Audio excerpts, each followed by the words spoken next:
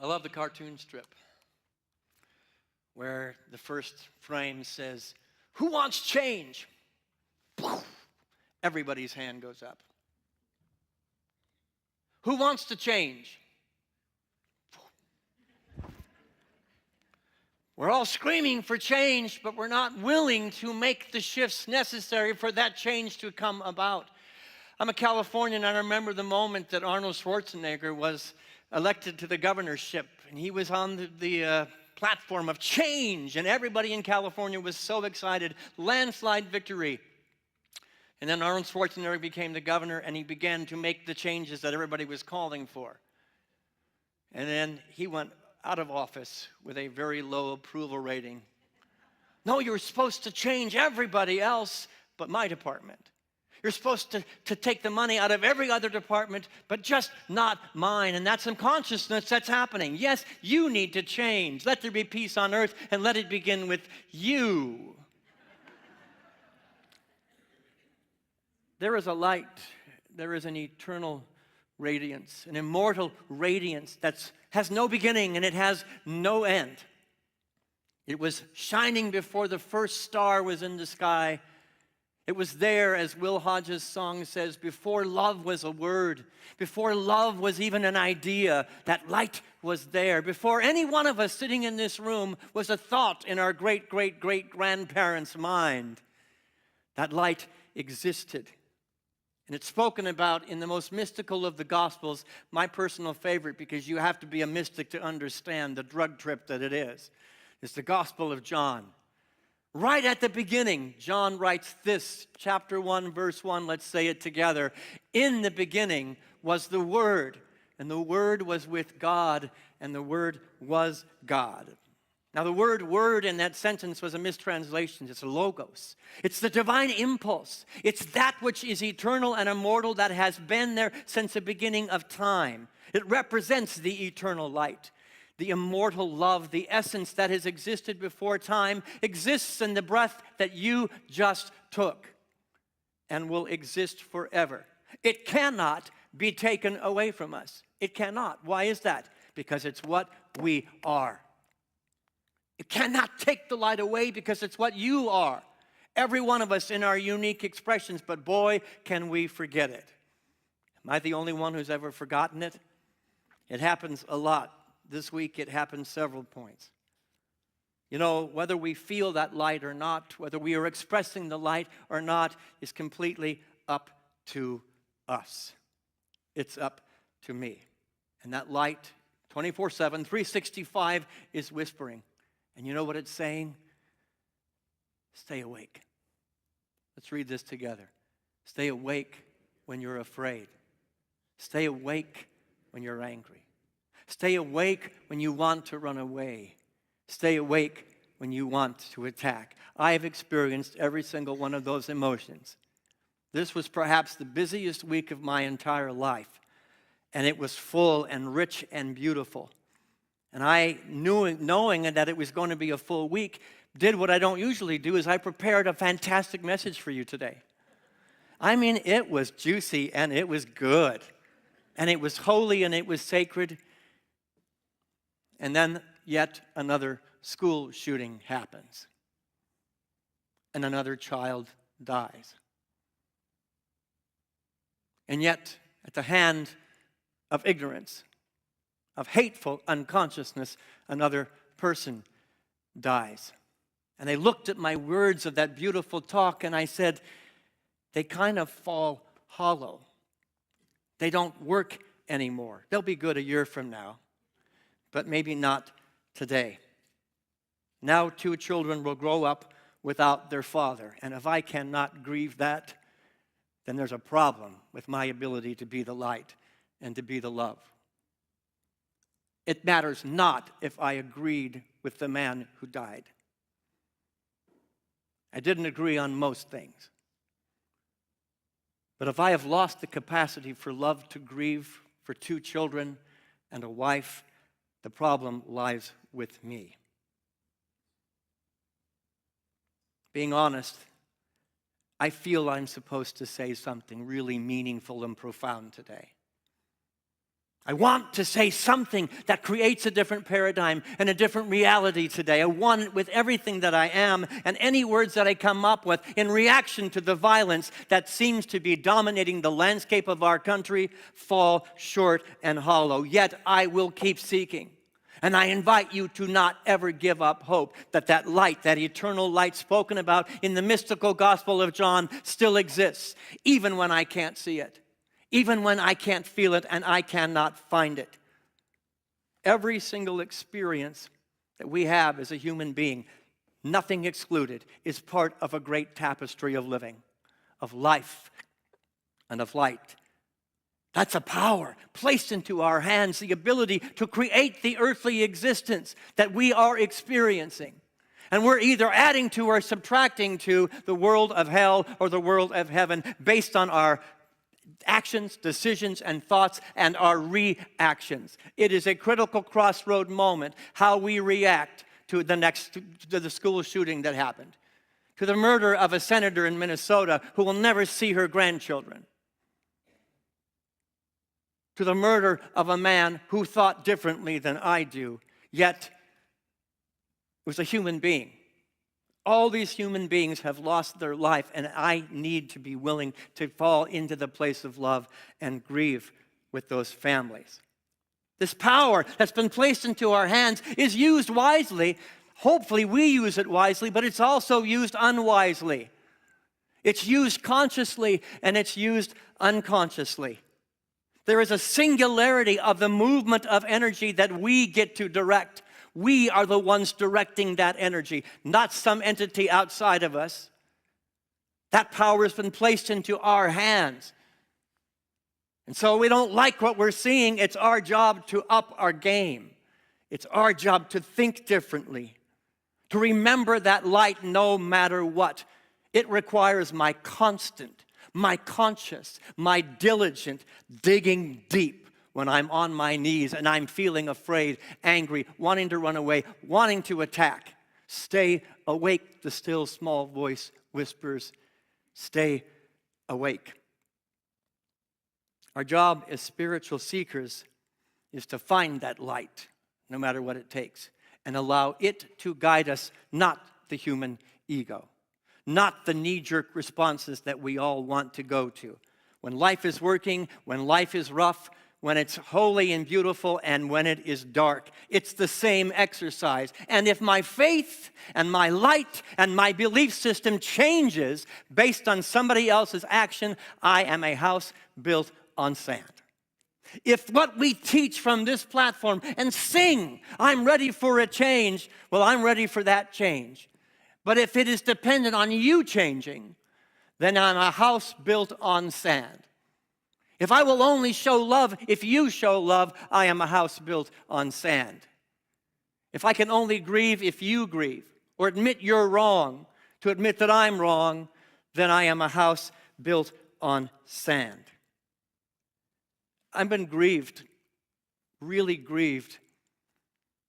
Some really good people that I love, that I know are good people, that I care about, made a choice this week to be anything but loving. I put a post out on Facebook in an effort to speak what I was wrestling with. Can we grieve together? Can we cry together? Can we be loving together? 2 days later, I took the post down. I don't know if that was a mistake, but that which was intended for love became a hotbed of war and attack and fight. What have we become?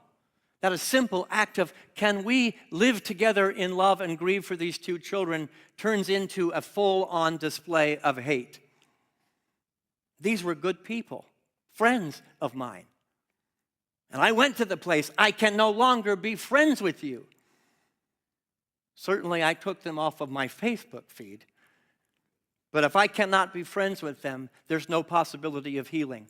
I'm contributing to the division that's dominating the landscape. And so I wanted to start today, take a breath with me.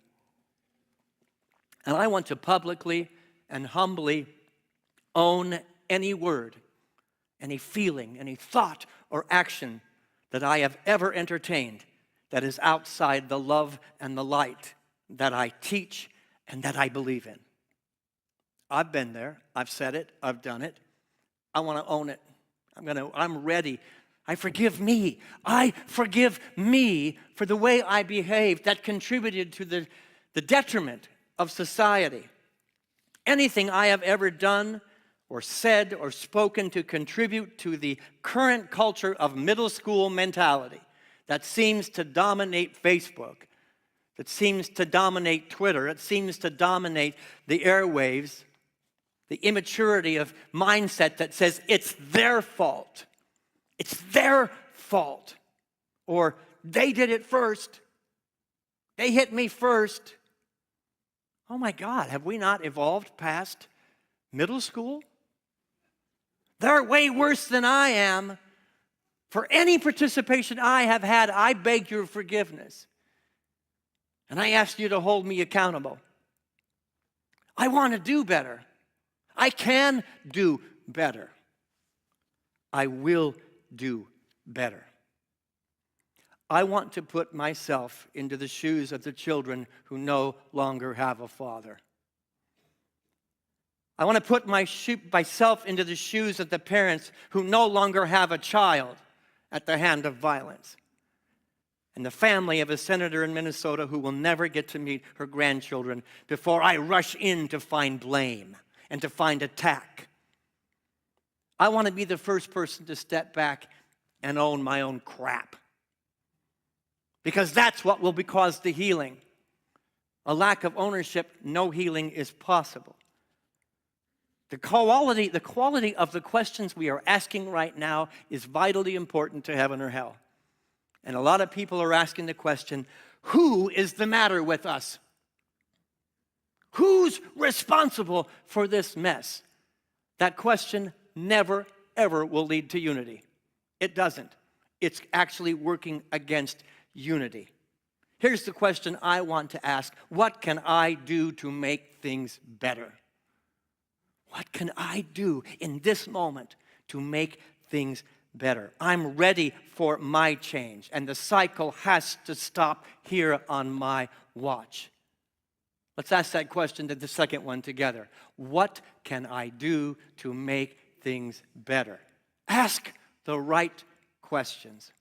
If I continue the hateful rhetoric of division and darkness, blame and attack, no matter how justified I feel I am, I will eventually be the one receiving the end of that bullet.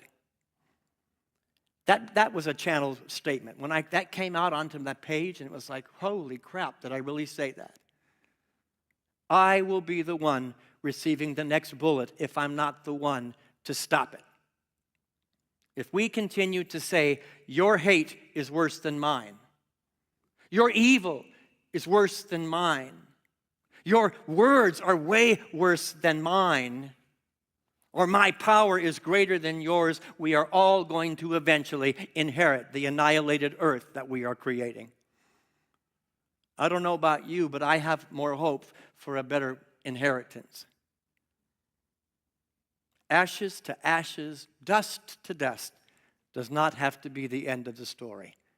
I hope to God, and I hope to the light that's still speaking within me, that it is not. Let language that tears down stop before it comes out of my mouth.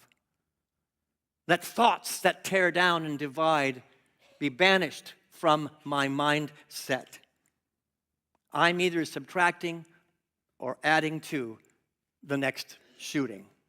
Plain and simple. And I've heard people say a lot over this last week, well, it's just words. Words are not the same as bullets. Bullets is real violence.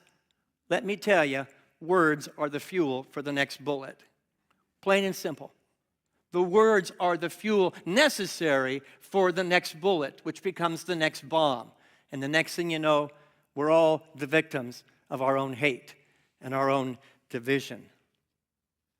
I want you to consider a moment in your life, a time when everything seemed hopeless. We've all been there. We share that in the human world. It felt so dark that there was no way out. Yet somebody showed up. That small, still voice came as somebody who had a kind word to say, even though I maybe didn't deserve it at the time. A kind word or a gentle touch, a knowing glance across the room. I've got you. In my household, my wife seems to, for the first time, be paying attention that it appears to be part of the African American community culture. I got you. And there's been about 12 people that said to her this week, I got you. I've got you. Today I want to speak, I've got you. And we don't think alike. We want a diverse environment. We welcome a diverse environment. We cannot make exceptions to where I say, I've got you. I don't understand you. I don't think the way you think, but I've got you because we belong to each other as a human race. Take a breath with me. That still small voice is always saying, don't give up. Keep going. You are not alone. There's still hope. Be kind. I've got you.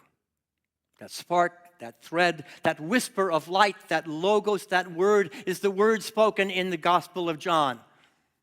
The Alpha and the Omega, the beginning and the end, if we allow it to be, because it must partner with us. I must play my part as a co-creator in the heaven I am trying to create. What any of us is going through right now, the good, the bad, and the ugly, is not the end of the story, but it is an opportunity.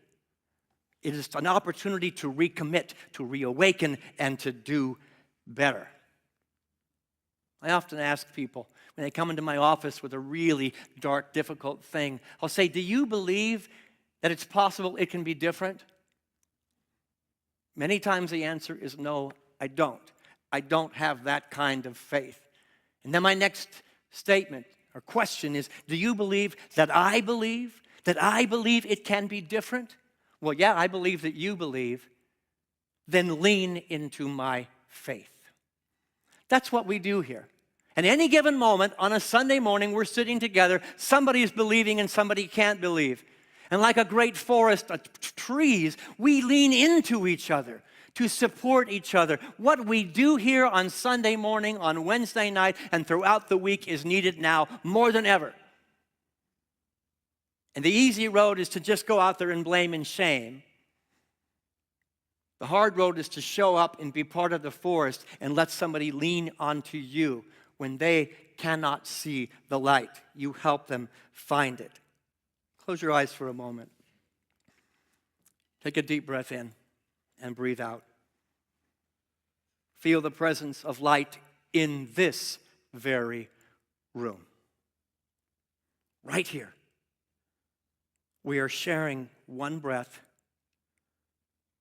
Maybe not one opinion, not one belief, but one breath we share and one light. Feel it in your body. Feel it at your core.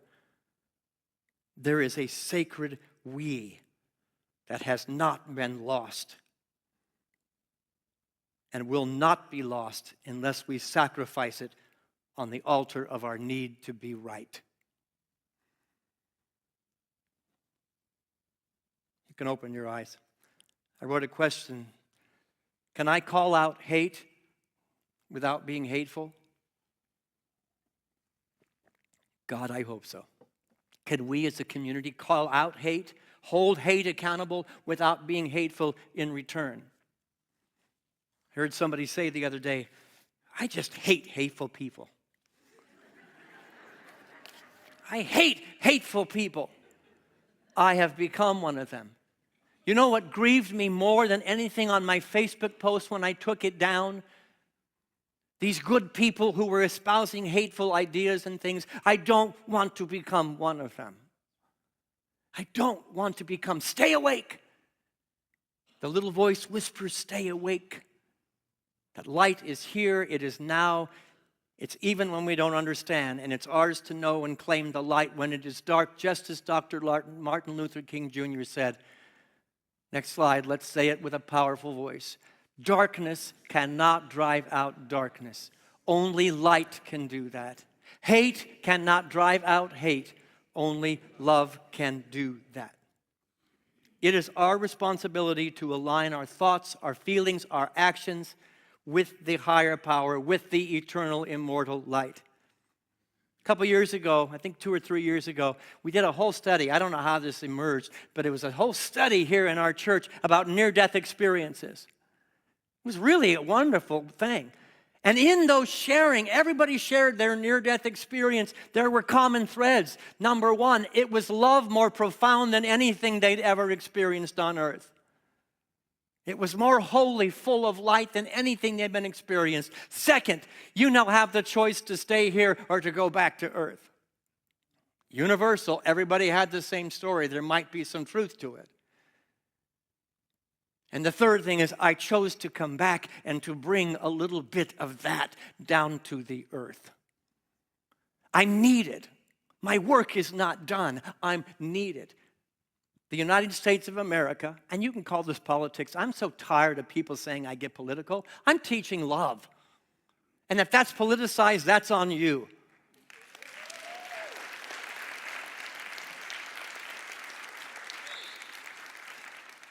The United States of America is having a near-death experience. It is at a crossroads. And I'm saying we're having a near-death experience based on how we react and what we do. I'm saying, yes, we have the potential to experience a love more profound than anything we've ever known. And we need to make the choice to come back to earth and be fully present with a change, with a difference, with a consciousness that adds light and not fuel to the next bullet. Words that uplift, that find understanding and compassion and forgiveness. We don't have to die to anything except our belief that we are separate from each other. We don't have to die from anything except the belief that violent actions and words are the solution. That's middle school mentality, and I hope we've all grown up a little bit from that idea. I'm going to invite the band to come back up. Let us be the ones that do better and think before we attack and tear down. The ones who hold faithfully to a better reality when it's really hard. And I'm holding my grandson in my heart. Charlie Kirk did not approve of my grandson because of who he was. And I hated his belittling of him.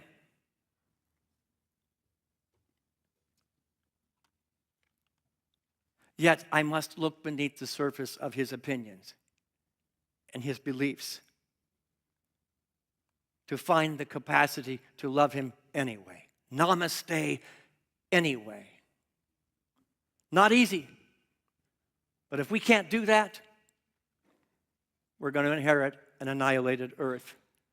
And the next bullet may come for one of us. A little music, maestro. I want to be among the ones who hold faithfully to a better reality when it's really hard. The ones who are willing to hold ourselves as accountable as we do others, especially on social media. Let us be the prodigal son returning home, the prodigal daughter returning home. Let us be the ones who are courageous enough to drag the human race back to the Garden of Eden. Kicking and screaming down the path, let our demonstration drag those hateful people. So I grieve that I got off Facebook. That post was love, and I let the stronger, hateful voice win. I'm going to find it and put it back on there, and I'm going to drag whoever wants to come with me back to the Garden of Eden, kicking and screaming. The knowledge of good and evil, we belong to each other. It's oneness. It says in Revelation, I stand at the door and knock. Say that with me. I stand at the door and knock. The light is knocking. The light is saying, don't forget. Stay awake. And that's really pretty to know. It's really great to know.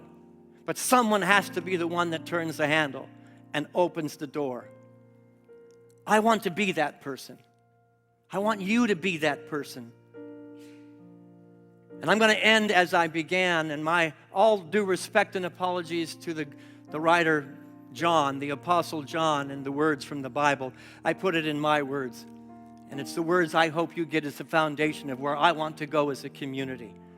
Let's go ahead and put the last slide up there. Let's read it together.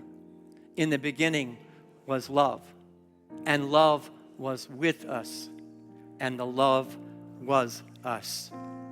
Stay awake.